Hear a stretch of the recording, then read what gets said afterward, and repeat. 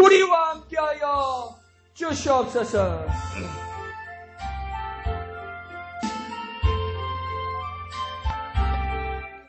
거룩하신 아버지 하나님 은혜를 감사합니다.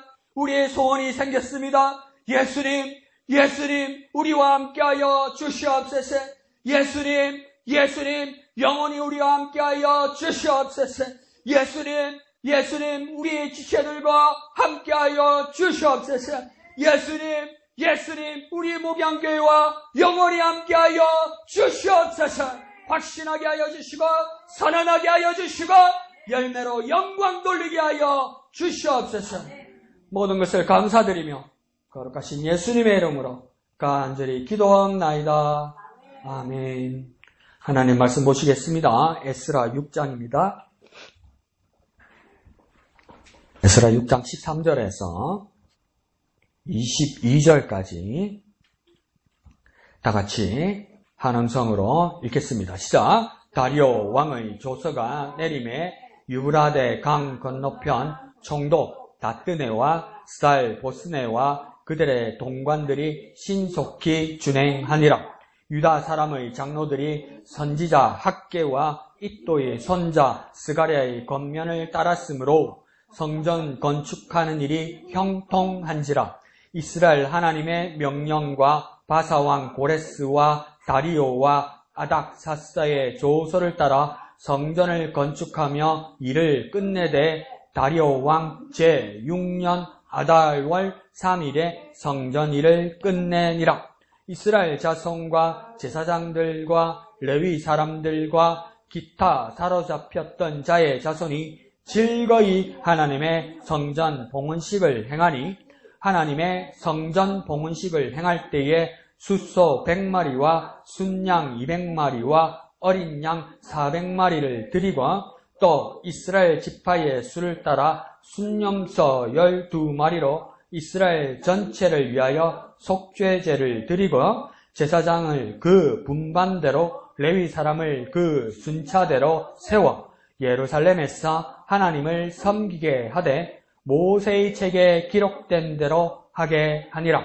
사로잡혔던 자의 자손이 첫째 달 14일에 유월절을 지키되 제사장들과 레위 사람들이 일제히 몸을 정결하게 하여 다 정결함에 사로잡혔던 자들의 모든 자손과 자기 형제 제사장들과 자기를 위하여 유월절 양을 잡으니 사로잡혔다가 돌아온 이스라엘 자손과 자기 땅에 사는 이방 사람의 더러운 것으로부터 스스로를 구별한 모든 이스라엘 사람들에게 속하여 이스라엘의 하나님 여호와를 찾는 자들이 다 먹고 즐거움으로 이레 동안 무교절을 지켰으니 이는 여호와께서 그들을 즐겁게 하시고 또 아수르 왕의 마음을 그들에게로 돌려 이스라엘의 하나님이신 하나님의 성전 건축하는 손을 힘있게 하도록 하셨음이었더라. 아멘. 보면 다시 이렇게 같이 읽다 보면 이 사람은 왜 이렇게 썼지? 이런 것들이 한 번씩 보여요. 오늘 22절에도 보면 이제 성전을 다 짓고 무교절을 지키면서 즐겁게 하시고 그다음 또 누구 왕의 마음이랍니까? 아스루의 왕의 마음을 그들에게로 돌려 이러잖아요. 그러니까 아스루 왕의 마음을 바뀌어서 성전을 짓겠다죠. 아스루 왕이라고? 아스루 왕이 아닌데 다리오 왕은 어디 왕입니까? 바사 왕이죠. 그러니까 바사 위에 앞에 시대가 바벨론 시대고 바벨론 앞에 시대가 누구 시대입니까? 아수르 시대란 말이에요. 그러면 이게 뭐냐면 조선 왕이 지금 이걸 다 해준 거예요.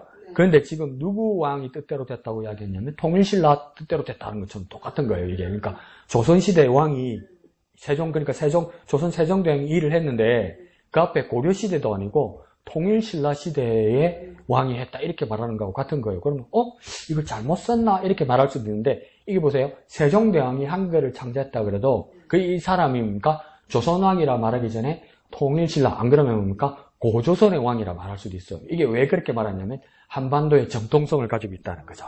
어디서 꽂아온 사람이 아니라는 거죠. 그러면 요 유브라데 동쪽의 큰 제국의 사람들은 뭡니까? 이 바사란 나라도 어느 날 뚝딱 생긴 게 아니고 구테타로 생긴 나라가 아니라 아수르, 바벨론, 바사의 정통성을 가진 왕이다 이 말이에요. 그 이야기를 하려고 한 거예요. 그럼 무슨 설명을 안 해놨으니 설명을 하면 여러분 읽겠습니까? 엄청 성경이 더 커지겠다. 분량이 더 많아질 건데 이것도 읽으려면 막 욕이 나오는데 이렇게 하면 알겠습니까? 한 번씩 내 설명 듣고 뭐 그러는 거지. 저도 모르고 지나가는 게 많죠.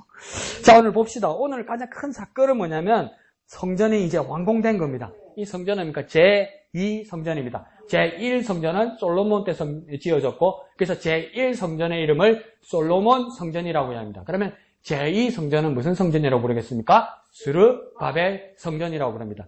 그러면서 우리 예수님 시대에 오면 이제 제3성전이 또 생깁니다. 그 성전은 뭡니까? 이름도 말하기 싫지만 누구 성전입니까? 헤롯 성전이라고 얘기하는 거죠. 그런데 유대인들은 헤롯 성전은 성전이라고 안 합니다. 제3성전이라고 안 합니다. 그래서 유대인들은 뭘 기다렸냐면 메시아가 이 땅에 올 것이다.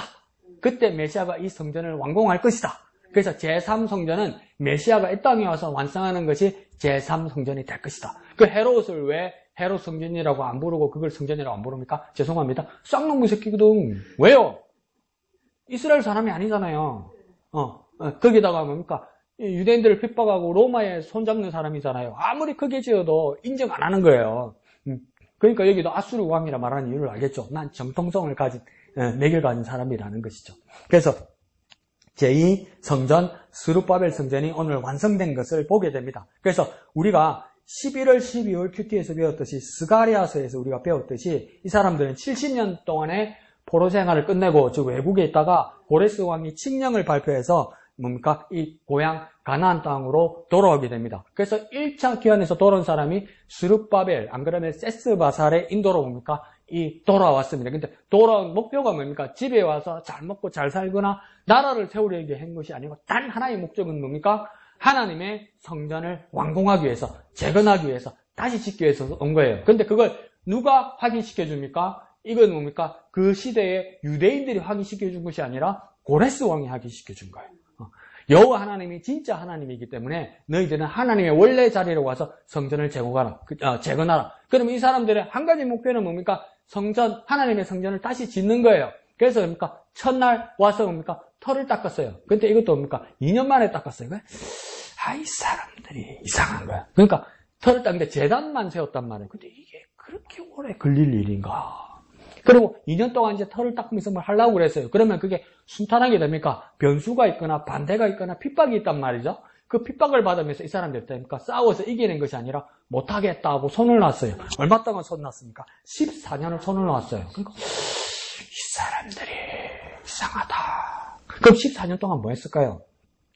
집 짓고 내 먹고 살 거 잘 닦아놨겠죠. 그러고 보니까 14년 동안 별 말이 없으니까 마음이 어떤 생각? 처음에는 1, 2년은 조마조마했을 거예요. 내가 여기 온 목적이 내가 잘 먹고 잘 살고 자손들하고 뿌리 내리려고 온 게 아니라 집문서 다시 등기부등본 띄어서 찾으려고 온 것이 아니라 하나님 성전 지으러 온 건데 내가 이러면 안 되는데 1, 2년은 그랬을 거예요. 3, 4년 지나면서 괜찮네 이렇게 되는 거죠. 그래서 4, 5년 지나면 하나님도 다 이해하실 거야? 또 이러는 거죠. 그러면서 나중에 한 10년 지나면 뭐라 합니까? 뭔데? 성전 그게 뭔데? 이렇게 돼버린 거죠. 그러니까 성전 없이 지내는 게 편안해진 거죠. 그리고 뭡니까? 태워서 드린 재단 요 자리에 있는 거예요. 그럼 뭐라고 합니까? 참 말 잘하죠. 성의가 중요하지 또 이러는 거죠. 표만 잘 내면 되지 이렇게 이야기하는 거죠. 그렇게 돼버린 거죠. 그러니까 그거 꼴보기 싫으니까 누가 나타났습니까? 선지자 학개와 선지자 스가랴가 나타났습니까? 큰일 날 짓 하고 있다고 이야기하는 거죠. 다시 시작하라고 이야기하는 거예요. 그러면서 학개는 뭐라고까지 독하게 말하냐면 가장 나는 기억이 나는 게 뭐냐면 정말 그러니까 별 일이 없으니까 열심히 살았을 거 아니에요. 그러면 집도 짓고 가족도 건사하고 재반 시설도 만들었을 거 아니에요. 그러니까 정말 노력해서 만족이 있고 결과가 있었겠죠. 근데 학계가 뭐라냐면 하나님이 말씀하신다. 금도 내 것이요 은도 내 것이다 이렇게 말합니다. 이 내 것은 누굴 말하는 겁니까? 하나님 것이라고 이야기하는 거예요. 아무리 열심히 벌어놨지 그거 내 거야 이렇게 이야기하는 거예요. 그러면서 뭡니까? 네 전대에 구멍을 뚫어버리면 어떡할 거냐는 거예요. 열심히 부은들 무슨 소용이 있냐는 거예요. 그렇게 그치 학계가 독하게 말합니다. 그래서 스가랴는 뭡니까? 환상을 봤다고 다 죽는다고 막 그렇게 이야기하니까 뭡니까? 총독하고 제사장 예수와도 뭡니까? 이게 불가항력이었는지 안 그러면 같이 물들은지 모르겠습니다. 근데 어쨌든 간에 뭡니까? 총독과 제사장이 선지자들의 말을 듣고 정신을 바짝 차리게 됩니다.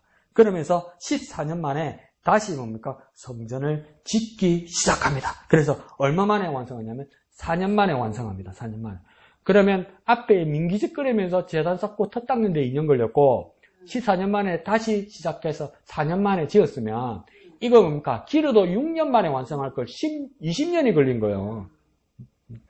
20년이 걸린 거예요. 이게 얼마나 시간의 낭비입니까? 얼마나 삶의 낭비입니까?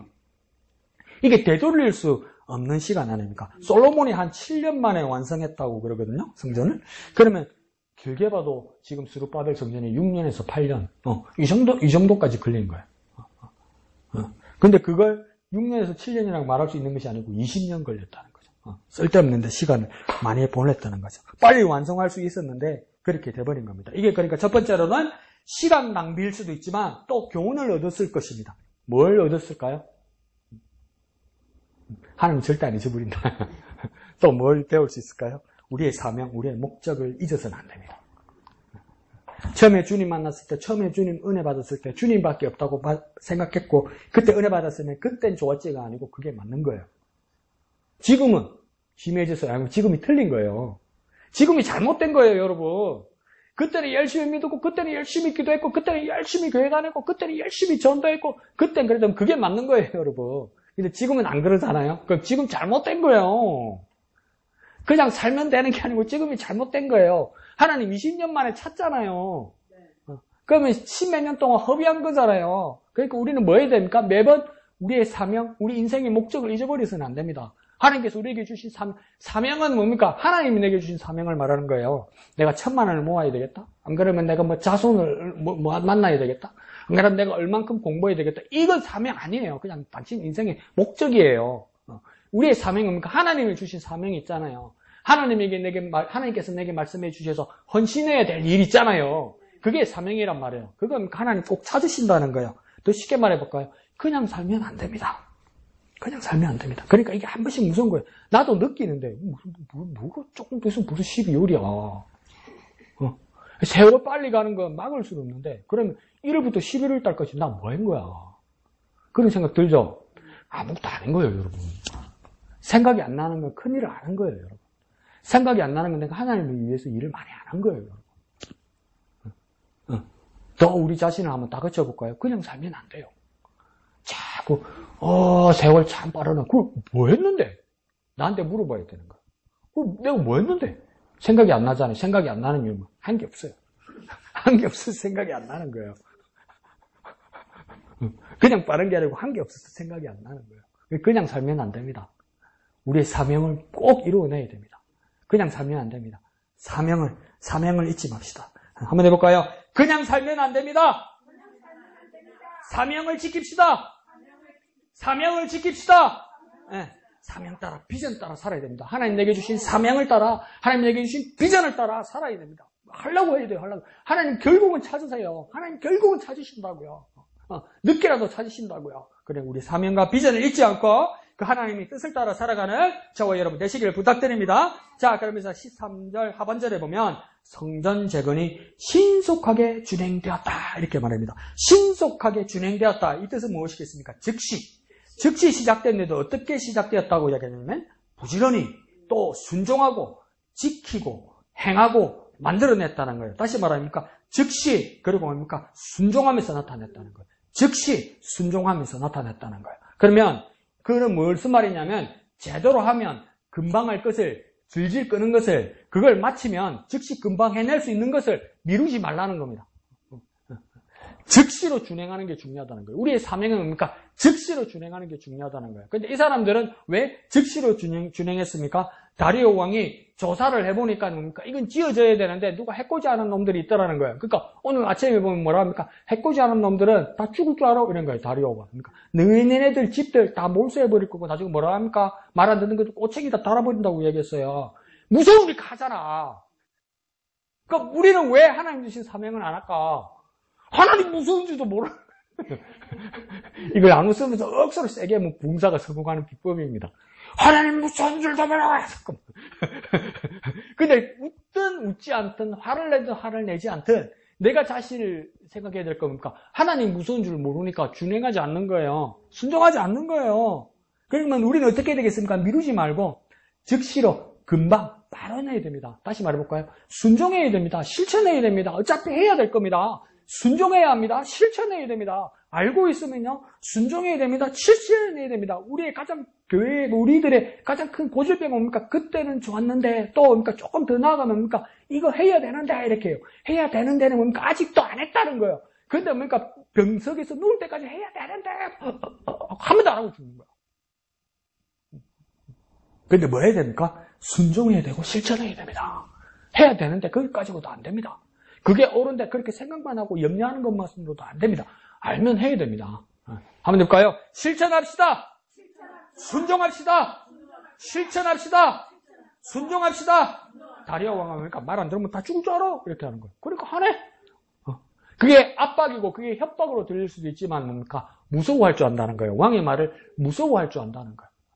요즘 뭡니까? 너무 사랑이 아니면 사랑입니까? 하나님. 그러면 죽을 줄 알아. 그러니까 헤 이런다. 안 죽을 줄 아니까 헤 이런다. 그러니까 말이 안 먹히는구나. 목사도 막 피를 털면서 이야기하면 뭡니까? 떡을 샀는다. 모른 척하면 넘어간다. 이렇게 돼버리면 뭡니까? 안 된다는 거죠. 자, 13절에 이렇게 즉시 일을 다시 시작할 수 있었던 이유는 뭡니까? 다리오 왕의 조서가 내렸다. 이렇게 이야기합니다. 그러니까 조서를 내리면서 뭐라고 했냐면 그 영향력이 유브라데 강 건너편 총독 다뜨네와 스달보스네와 그들의 동관들, 그들의 동료들, 곧 식민지 나라의 봉신들, 영주들이 벌벌 떨면서 복종하더라 이 말입니다. 그러니까 우리가 상상했을 때 나중에 에스더서에서 보면 알겠지만 아수르 왕이 내가 몇 번 말씀드리죠. 127도를 다스렸다고 이야기하잖아요. 이게 뭡니까? 서남아시아로부터 중동으로 해서 유럽, 아프리카까지의 나라들을 이야기하는 겁니다. 그러니까 여기서 다리오 왕이 바사 왕에서 선포를 하면 자기 동네에만 말한 게 아니고 저쪽이다 이런 거예요. 그 정도로 권위와 권세가 있다는 겁니다. 벌벌벌 떠면서 복종하다라는 겁니다. 다리오 왕의 말 한마디에 상황이 어떻게 합니까? 180도 바뀌더라는 겁니다. 이때까지는 뭡니까? 유대인들이 와서 성전을 지으니까 뭡니까? 별로 안 좋게 보고 얄밉게 보고 공격하려고 들고 옳지 않게 보다가 그렇게 보던 사람들도 방해하려고 하던 사람들도 의심하던 사람들도 다리오 왕입니까? 안 하면 큰일 날 줄 알아 이러니까 협조까지 하더라는 겁니다. 물건까지 대주고 돈도 대주더라는 겁니다. 왜? 돈 안 대주면 꼬챙이 깨어 죽을 거니까. 무서워서 하더라는 겁니다. 그 정도로 상황이 180도 왕의 말 한마디에 바뀌더라는 겁니다. 이걸 전에도 말씀드렸듯이 지금은 히브리어로 구약 성경에 써있었지만 아람어로 쓰이기도 됐지만 신약 성경 헬라어의 말로 바꿔보면 이 왕의 조서를 내가 전에 뭐라고 말씀드렸냐면 유앙겔리온이라 이랬단 말이에요. 그 유앙겔리온을 다시 한글로 번역하면 우리 뭘로 배웁니까? 복음이라 배웠다 이 말이에요. 근데 왜 유앙겔리온이 복음이냐면 뭡니까? 황제, 왕이 선포를 하면 그 말이 능력이 있어서 지켜야 된다는 거예요. 그대로 이루어진다는 거예요. 자, 내일 임시 공휴일입니다 하면서 대통령령으로 선언하면 진짜 내일 전부 쉬는 거예요. 근데 내일 뭡니까?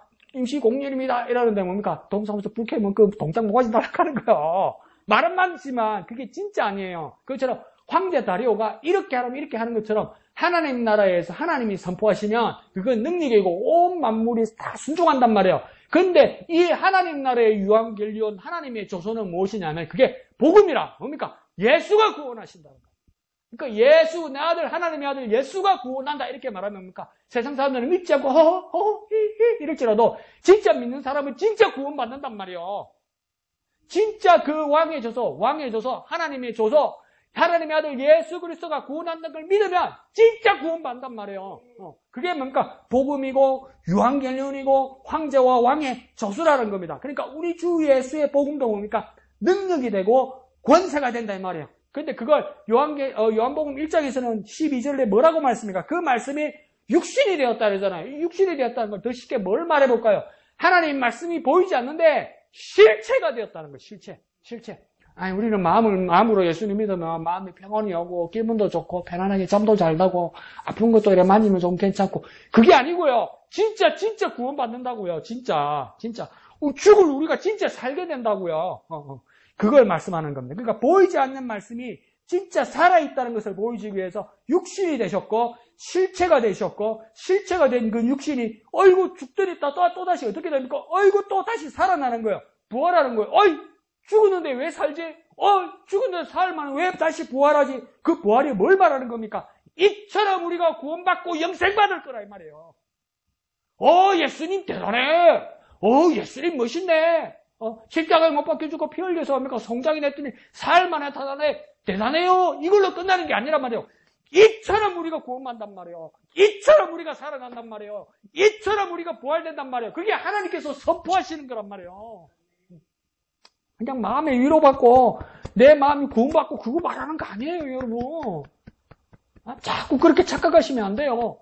예수님처럼 내가 부활한다는 거예요. 예수님처럼 내가 구원받는다는 거예요. 그것이 무엇입니까? 하나님 나라의 선포였다는 거예요. 그러니까 왕이신 예수의 복음은 뭡니까? 실제 능력이고 실제 구원이에요. 다시 말해볼까? 더 쉽게 말해봅시다. 예수의 복음은 실제입니다. 실제로 일어나는 겁니다. 예수의 복음은 실제로 일어나는 겁니다. 그 복음이 뭐냐? 죽었던 우리가 예수로 살아난다는 이야기입니다. 죽었던 우리가 예수 이름으로 진짜 살아난다는 겁니다. 살아난다니까 마음의 위안을 받는 정도가 아니라 진짜 산다는 겁니다. 죽었던 우리가 진짜 산다는 거. 우째 사노. 예수님처럼 진짜 산다는 겁니다. 그러니까 예수의 복음은 실제입니다. 예수의 복음은 실제입니다. 한번 해볼까요? 예수의 복음은 실제입니다. 예수의 복음은 실제입니다. 예. 다리오 왕이 그 조서를 가지고 뭡니까? 도와주라. 안 도와주면 죽는다. 이렇게 말해서 살려고 다 도와주는 사람이 생기듯이 하나님 나라의 조서, 하나님 나라의 복음, 하나님 나라의 유황결론, 하나님 나라의 조서는 무엇입니까? 예수 이름으로 죽었던 자가 살아날 것이다. 그것이 구원이다. 이거예요. 그것을 선포하여서 추수감사주일 날 많은 영혼들이 부활되고 구원받고 영생 얻는 그 현장을 확인하는 저와 여러분 되시길 부탁드립니다. 자, 14절 가운데 말씀하듯이 이 일은 어떻게 일어났다고 얘기합니까? 선지자 학개와 선지자 스가랴가 하나님 말씀으로 어떻게 했답니까? 권면했다. 권면. 두 번째는 그 다음 어떻게 됩니까? 유다 사람 장로들이 어떻게 했답니까? 따랐다. 이럽니다. 따랐다. 그러니까 선지자가 권면했고 그 권면의 말을 장로들이 따랐다고 이야기하는 거예요. 그러자 세 번째는 건축하는 일이 어떻게 되었다고 합니까? 형통하게 되었다.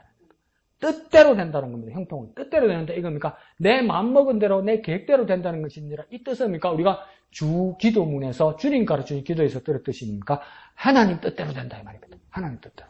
세상에 많은 일들이 우리가 많은 부분을 깨닫지 못하게 되지만 한 개, 두 개 깨닫게 되는 겁니까? 처음에는 이해가 안 가는데 나중에 진행하고 보면 뭡니까? 우리가 어렵고 우리가 싫고 우리가 서운하고 우리가 원망스러웠던 일들도 뭡니까? 그걸 받아들이고 나중에 보니까 이렇게 다 하나님 뜻이더라는 거예요.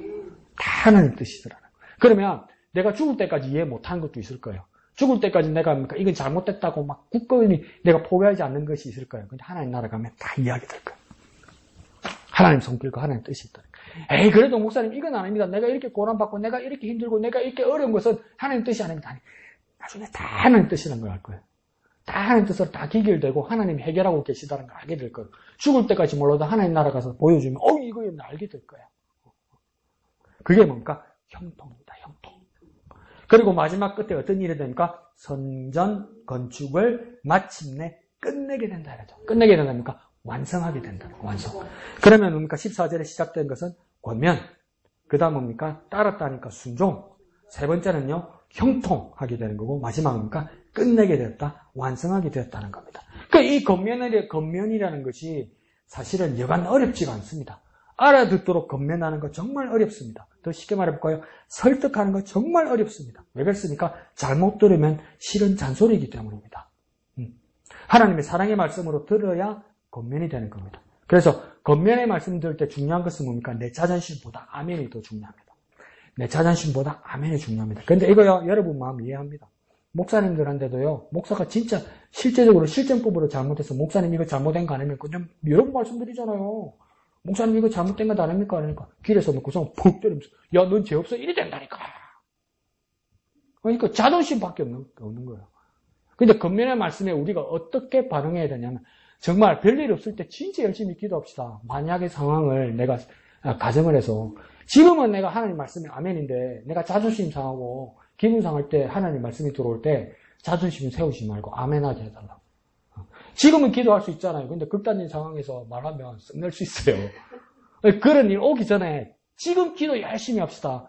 자존심보다 아멘이 중요합니다. 그래야 겉면의 말씀이 들어오는 겁니다. 그러니까 학개와 스가랴가 좋은 말 안 했단 말이에요.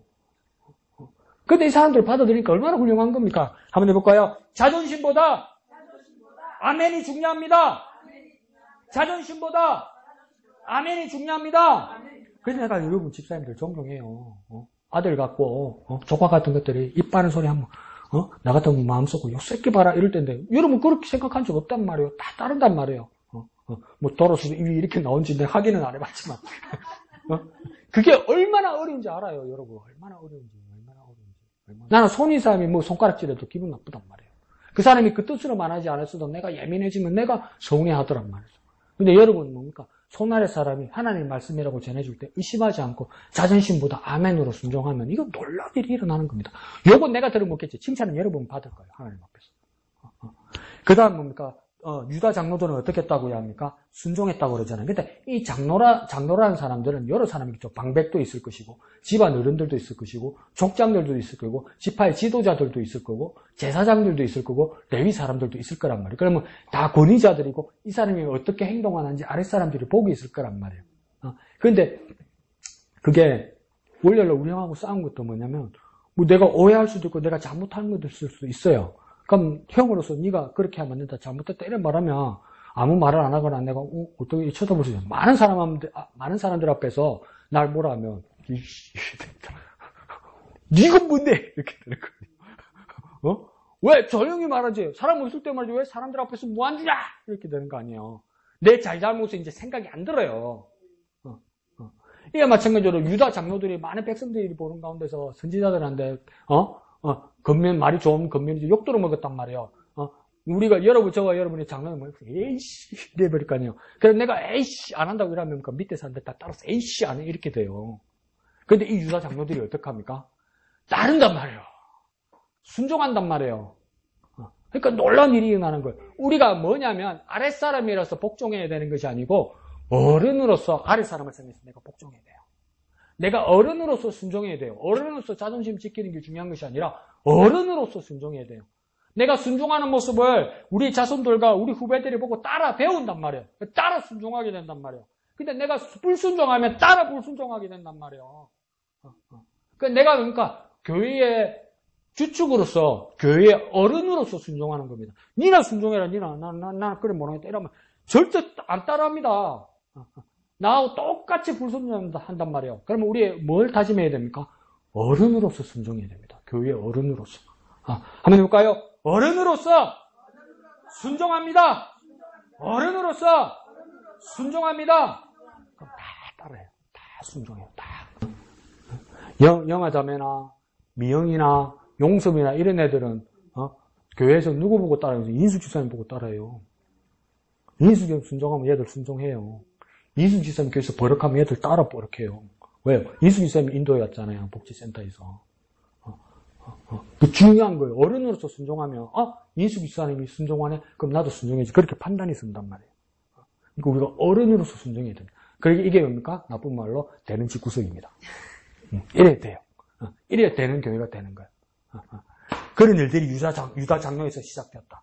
그러니까 그 하나님의 뜻이 맞으니 어떻게 됩니까? 형통하게 된다는 겁니다.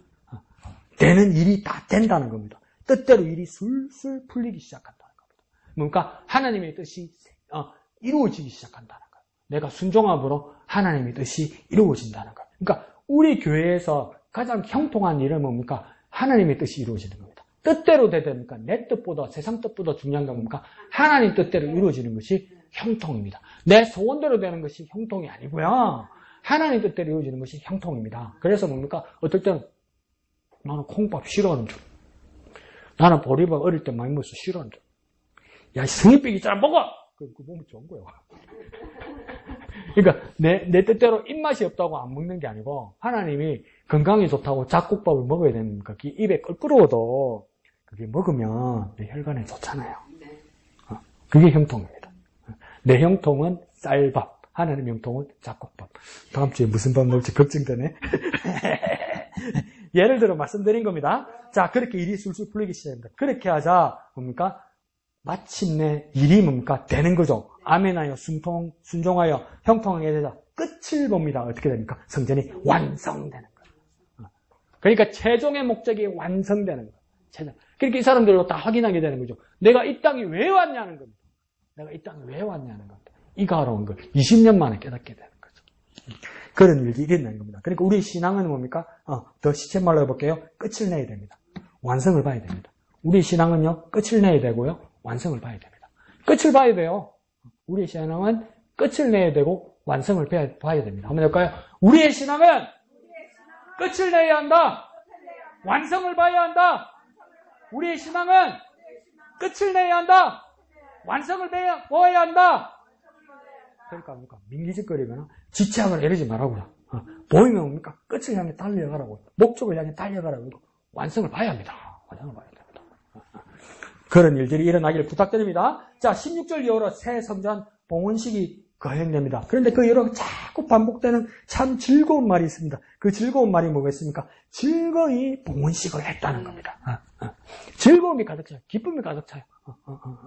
그러면서 우리의 예배가, 우리의 기도가, 우리의 찬양의 큐티가 억지로 하는 겁니까? 즐거움과 기대가 가득한 겁니까? 이럴 때입니까? 즐거움과 기대가 가득해야 되는 거죠.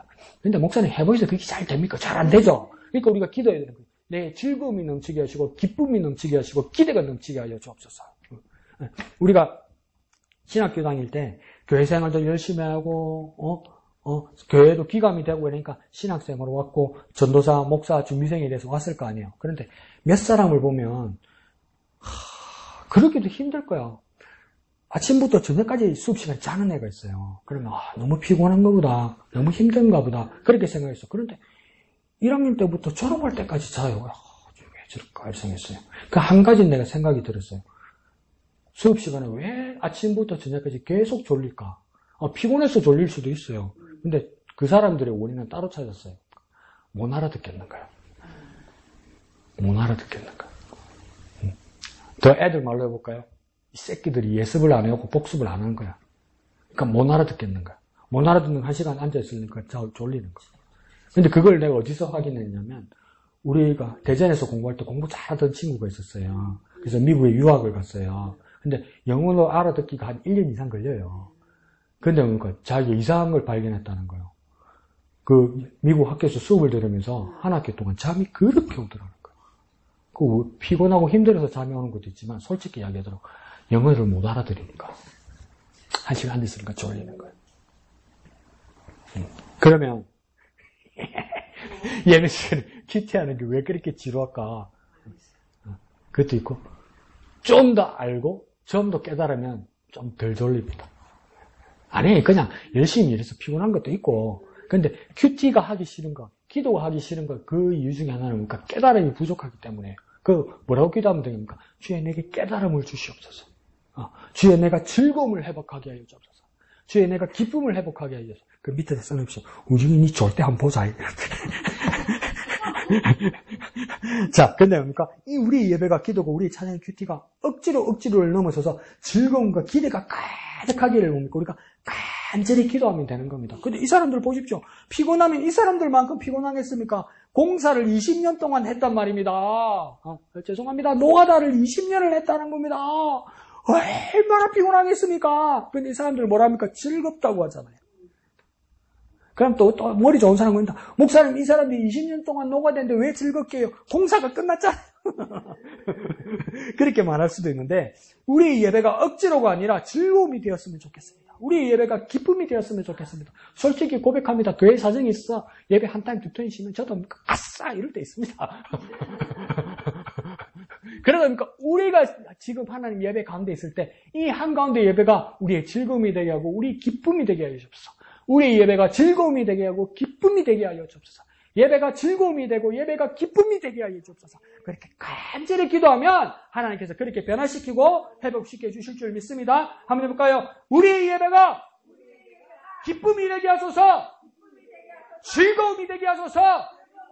기쁨이 되게 하소서. 즐거움이 되게 하여 주옵소서. 그렇게 간절히 기도하시길 바랍니다. 자, 18절의 끝을 보니까 이 사람들이 어떻게 이 순서를, 봉헌식을 지켰다고 이야기하냐면 18절 끝에 보니까 모세의 책에 기록된 대로 하였답니다. 모세가 언제 시대 사람입니까?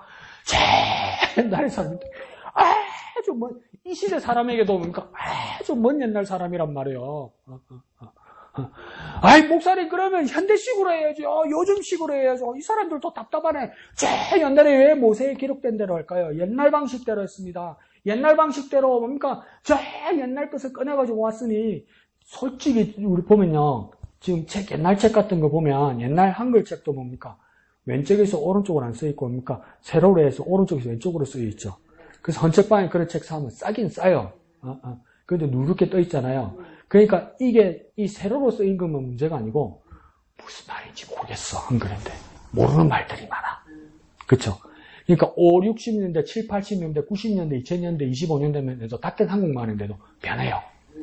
그게 얼마나 어색하겠어요.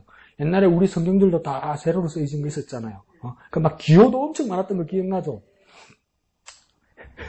뭔 말인지 모르겠죠. 뭔 말인지 모르는 거 많잖아요. 그 중학생 때 그걸 읽으려고 했으니 마음 먹고 샀는데 뭐 알 수가 있어야지. 그 정도로 어렵단 말이에요. 근데 이 시대 사람들이 뭡니까? 그 옛날에 모세의 책이 기록된 대로 했다는 거예요. 그러니 일본은 이해도 안 가고, 이거 은혜됩니다. 지루하고, 졸립고, 길고, 막 그런 거 아니겠습니까? 그런데 뭡니까? 무언가 새로운 방식으로 정신없게, 신나게, 떠들썩하게, 내가 재밌게, 내가 은혜라고 여기는 것, 그것보다도 더 중요한 것은 무엇입니까? 그런 마음과 그런 이해가 없을지라도 뭡니까? 하나님 중심으로 하나님 뜻대로 해야 된다는 거예요. 하나님 정하신 게면 하나님 뜻대로 해야 된다는 거예요. 이 상황이 있으면 내 상황에 하나님이 바뀌어야 되는 게 아니고 이 상황이 있으면 하나님의 뜻이 무엇인지 그걸 따라가야 된다는 거예요. 그런데 오늘 많은 사람들이 교회에서 예배 가운데 은혜 받았다는 거 대부분의 얘기를 가만히 들어보면 내 마음이 들어선 거라. 내 마음이 들었은 거야. 한편은 이해해요. 내 마음이 들어야 알아먹어지지. 그런데 막 옛날에 있는 그대로 하나님의 말씀 그대로 주의 말씀인 거야. 그러니까 탈북한 사람들 있잖아요. 그 사람들이 복음에 가까이 들어갈수록 예수님을 통해서 하나님을 아버지라 부른다면 충격 먹습니다. 그러니까 하나님을 아버지라 부르는데 엄청 충격 먹습니다. 왜 충격 먹냐면 북한 사람들의 아버지는 누굽니까? 수령 어버이거든. 그러면 막 트라우마 생깁니다, 이 사람들. 근데 그걸 여기 와서 극복해야 되거든요. 그게 얼마나 어렵겠어요. 그렇다고 뭡니까? 북한 사람들은 수령 어버이, 아버지가 생각나고 트라우마가 많으니까 니는 하나님 어머니를 해라. 이래 할 수 없잖아요.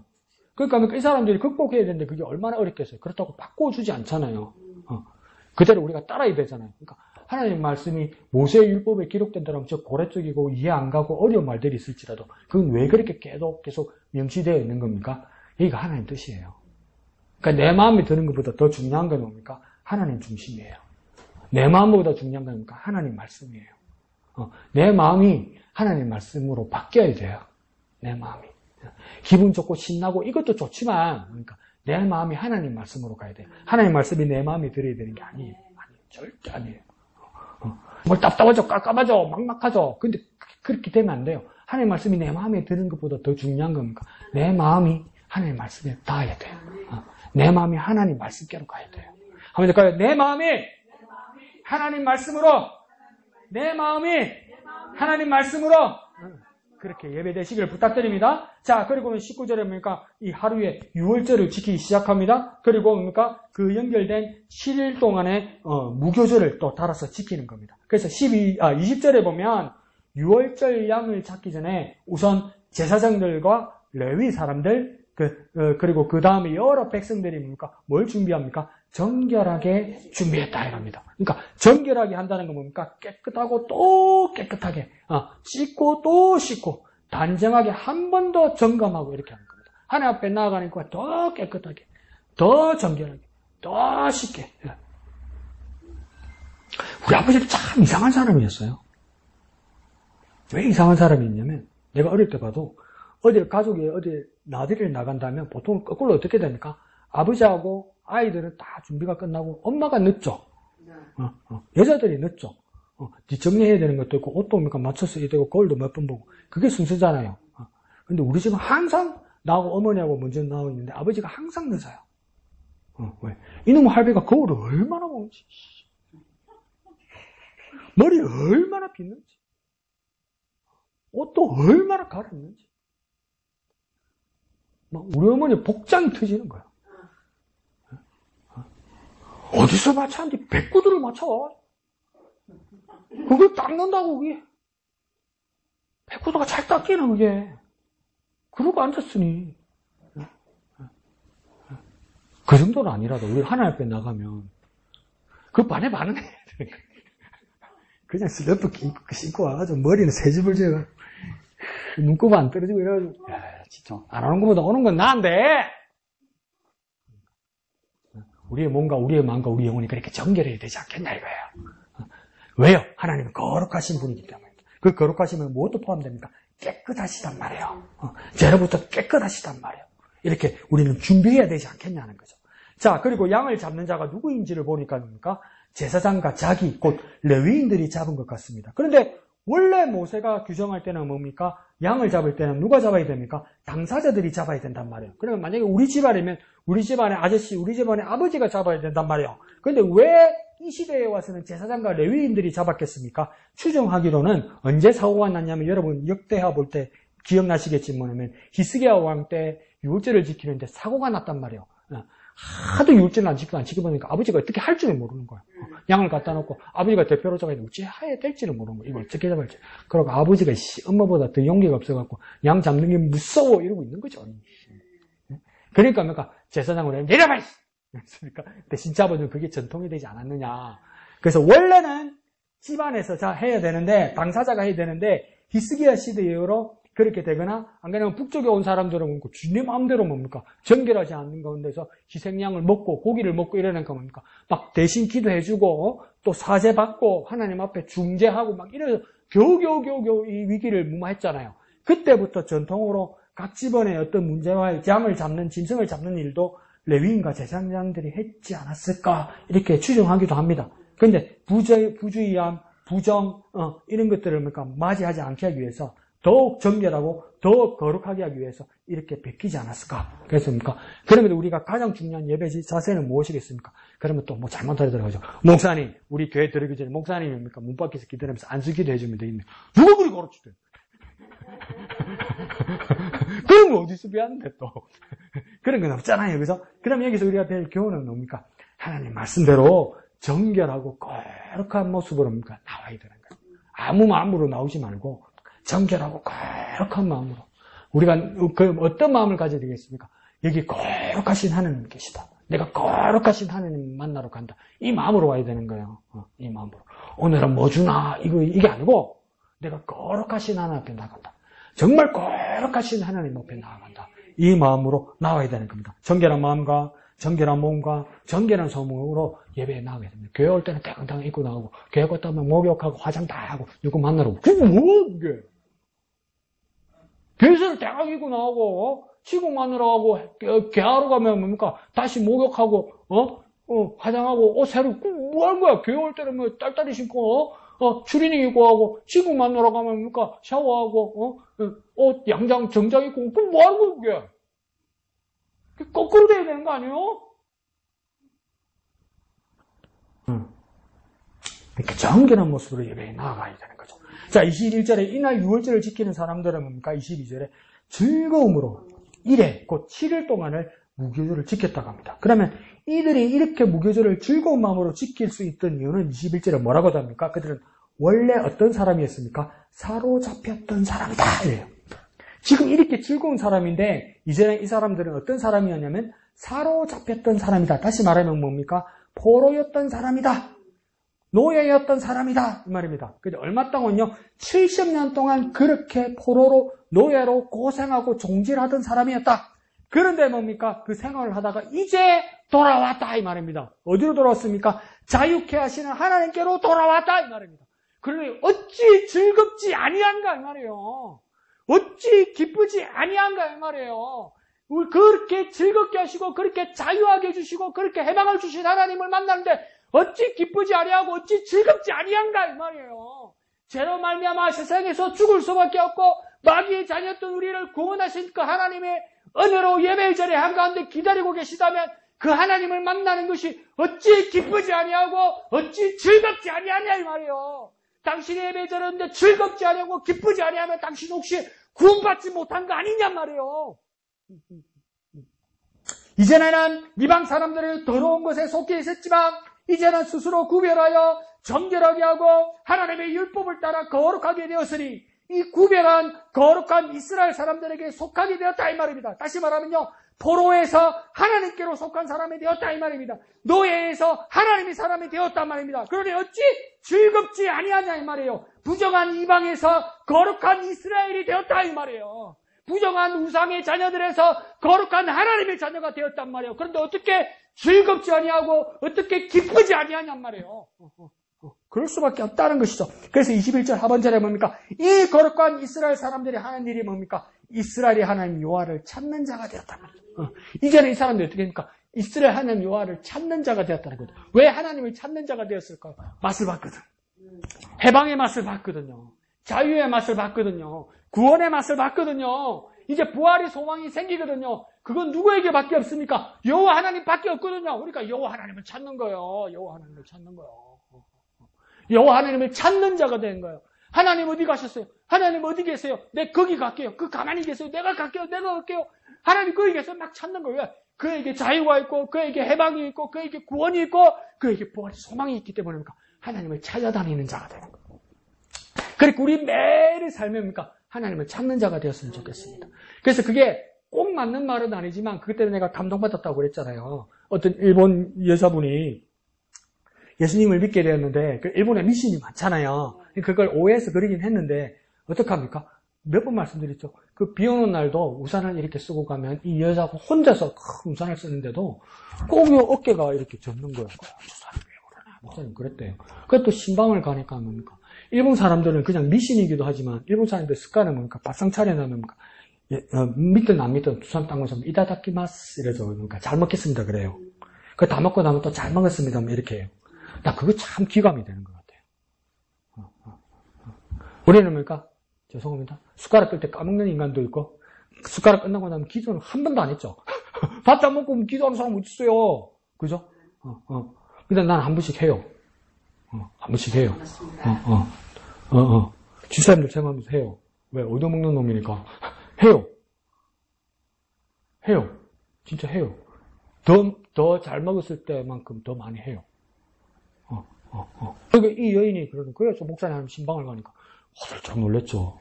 왜 그러냐니까 식사 대접을 하는데 목사님이 혼자 신방을 갔단 말이에요. 그럼 밥 2그릇이면 되잖아. 왜 3그릇을 떠는 거라? 왜 그러지? 누가 오시냐니까 안 오신다고 하니까. 하나님이 항상 주님이 나와 항상 함께 하신다는 걸 생각하니까 차마 우리 둘이만 먹을 수 없다고 그렇게 생각한 거죠. 주님 그걸 꼭 밥을 받아 드시는 것이 아닌데도. 그럼 어깨에 왜 젖었냐 보니까 주님이 항상 나와 동행하신다는 그걸 그렇게 배워놓으니까 비 오는 날 주님 젖을까봐. 주님 젖을까봐. 그렇게 하나님을 찾는 거예요. 그럼 앞으로 그래 해라는 게 아니고 하나님을 찾으라고. 그 사람 하나님을 찾으라고. 그렇게 하나님을 찾는 자가 되었다는 겁니다. 거룩한 이스라엘 백성 참 예배자는 어떤 사람입니까? 거룩한 하나님을 찾는 자입니다. 이 말은 뭡니까? 거룩하신 하나님을 구하는 자가 되는 겁니다. 그리고 그 하나님 나라의 열린 문을 보게 되는 겁니다. 그래서 예수님 그렇게 말씀하시죠. 구하라, 찾으라, 두드리다 보니까 열리기까지 두드리라. 우리 예배가 그렇게 돼야 되는 거예요. 누가복음에서 그래서 그걸 뭐라고 이야기합니까? 아무 것이나 구하고 아무 것이나 찾았고 아무 것이나 두드리는 정도가 아니라 가장 정점에 누가복음은 뭐라 했습니까? 성령을 주시지 않겠느냐 했단 말이에요. 하나님의 영을 주시지 않겠냐 이랬단 말이에요. 하나님이 주시는 그 가장 큰 깨달음을 주시지 않겠느냐 이렇게 말했단 말이에요. 그래 우리 예배가 어떤 예배가 되어야 됩니까? 구하고 찾고 두드리는 예배가 되어야 되는 거예요. 그 예배를 여기서 뭐라 합니까? 여호와를 찾는 자라고 이야기하는 거예요.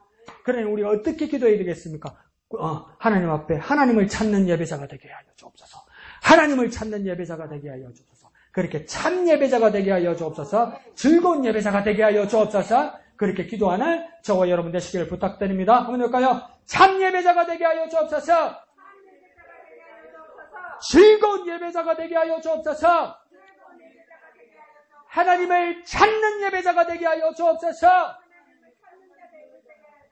이렇게 기도할 때 하나님 내가 참 예배자 되기를 원합니다. 즐거운 예배자 되기를 원합니다. 하나님을 찾는 예배자 되기를 원합니다. 하나님을 구합니다. 하나님을 찾습니다. 나를 만나주시고 은혜 베풀어 주시옵소서. 이 시간 주님의 이름 크게 한번 부르고 다 같이 기도합니다. 주여 하나님 내가 우리가 참 예배자가 되기를 원합니다. 즐거운 예배자가 되기를 원합니다. 하나님을 찾는 예배자가 되기를 원합니다. 하나님을 찾는 예배자가 되기를 원합니다. 하나님을 구하는 예배자가 되기를 원합니다. 나를 만나주시고 내게 은혜 베풀어 주시옵소서. 나를 만나주시고 내게 은혜 베풀어 주시옵소서. 나를 만나주시고 내게 은혜 베풀어 주옵소서. 참 예배자, 즐거운 예배자, 하나님을 찾는 예배자 되게 은혜 베풀어 주시옵소서. 거룩하신 아버지 하나님 은혜를 감사합니다. 우리가 참 예배자 되기를 원합니다. 우리가 즐거운 예배자 되기를 원합니다. 우리가 하나님을 찾는 예배자 되기를 원합니다. 예수여 우리에게 오셔서 우리 예배를 받아 주시옵소서. 성령이여 예수 이름으로 오셔서 하나님을 만나게 하여 주시옵소서. 그렇게 즐겁고 기쁜 예배자가 되게 하여 주옵소서. 참 예배자 되게 하여 주시옵소서. 모든 것을 감사드리며 거룩하신 예수님의 이름으로 기도합니다.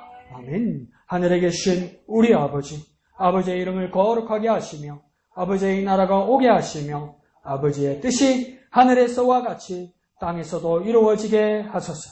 오늘 우리에게 일용할 양식을 주시고 우리가 우리에게 잘못한 사람을 용서하여 준 것 같이 우리 죄를 용서하여 주시고 우리를 시험에 빠지지 않게 하시고 악에서 구하소서. 나라와 권능과 영광이 영원히 아버지의 것입니다. 아멘.